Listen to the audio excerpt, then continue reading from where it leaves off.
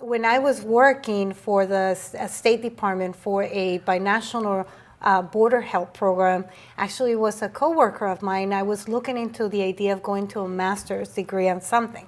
Yes. And I was thinking maybe an MBA, and all of a sudden, this person shared with me the program, and it was love at first sight. I knew when I read negotiation, conflict resolution, peace building, I knew that that's where I belong. Yes. You know, even though that I was already working with a diverse community, with diverse individuals, board directors, staff, students, there was still some things that I was lacking, and I couldn't point it. I couldn't pinpoint what it was.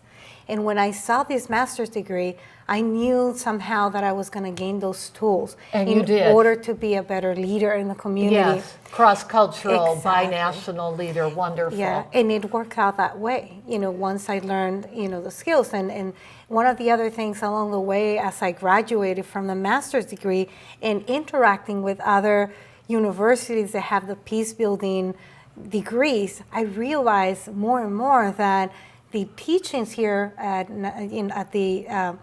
the master's and bachelor's degree here at NCRP, we have are very unique because they're very experiential. Yes. And And in 2014, I was invited to provide a course, an upper mediation and conciliation course at the Power of Justice in León, Guanajuato. Yes. And I was training attorneys that were already working with constituents.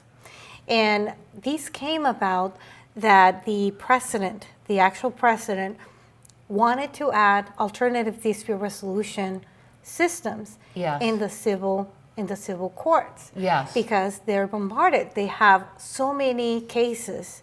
And they're overwhelmed. Overwhelmed. Briefly for our viewers. The idea was to build something that it was more economical and they didn't have to hire lawyers.